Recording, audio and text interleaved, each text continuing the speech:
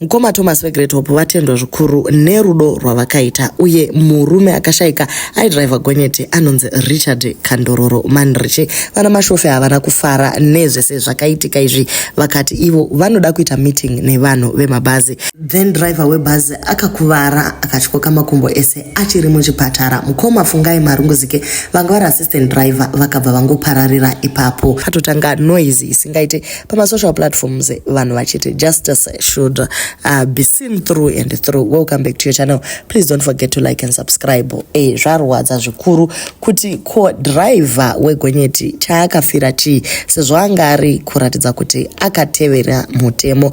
Vana mashofa havasi kunzwisisa kuti ko bhazi rinozosvika riri muspeed yakakura kudaro richirovera gonyeti nekukura kwarakaita zvinova zvazokonzeresa rufu rwamashofe. So vati ivo kana zvichikwanisika vanoda kuti vaite meeting nevanhu vemabhazi kuti vagone kutaurirana. Asi tisatanyanisa kupinda zvakadzama. Timbonyaradzawo vamwe vari pagrupu redu rino vakashaikirwa nehama dzavo. We got a lot of messages, vamwe vachiti ndisekuru vangu, vamwe vachiti ndibamunini vavo.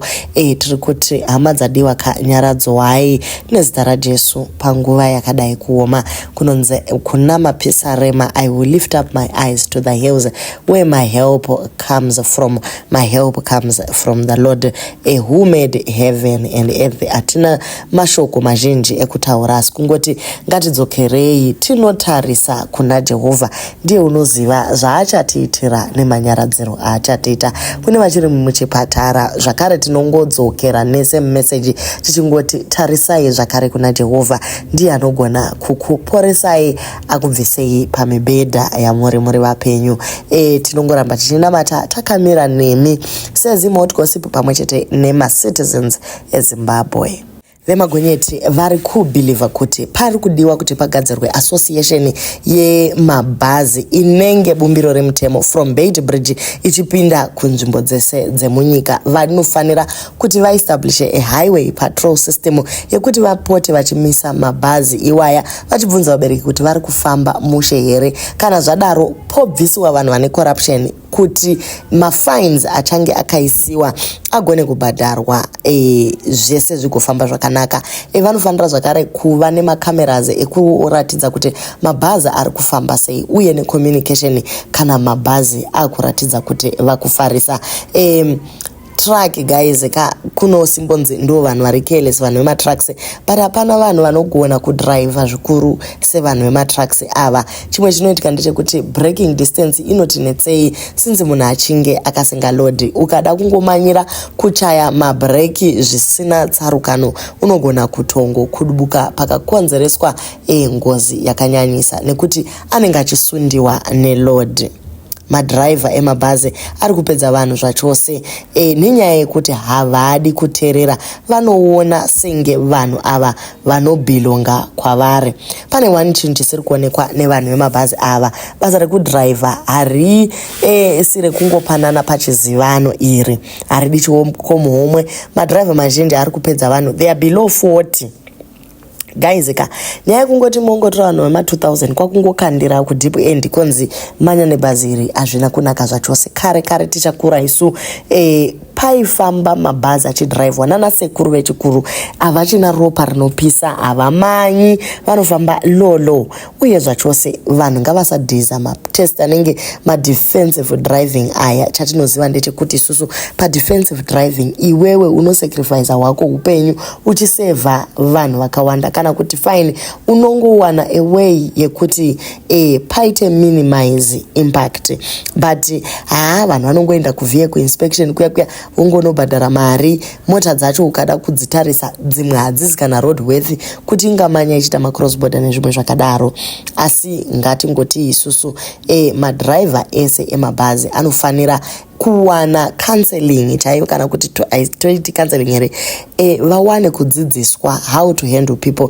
Nyaya kunzi kwai ndine class 1 hazvikuiti wewe munhu ari nani kudarika vamwe vanhu vese. Tiri kuti isusu wakasenga vanhu vakawanda unofanira vachengetedza upenyu hwavo vasvike kwavari kuenda vari vapenyu. driver vakakonzeresa ve-first class ava vachiri muchipatara vakatyoka makumbo ese, asi manetizens haasi kufara zvachose. Vari kuti mukomana ngaabude, asi achingobuda imomo ngaapinde muchikurubhi for nguva yakareba for kukonzeresa ngozi yakadai. Vamwe ndo vari kusabvumirana nemasuggestion aya, vari kuti ko muchada chimwe chiko guys. Munhu atogurika makumbo kauyu avhunika anogona kuva atogara pawheelchair for a very long time, uye ane ngozi neguilty conscience, maybe ari kutongovhumuka paari papo, asi yet muri kuda kuramba muchipusha kuti munhu uyu adzokere aende kujere. Guys, ka mutorongo hamuna kunaka, wesi kuvanhu vanenge vamboiswa simbi mumakumbo ava.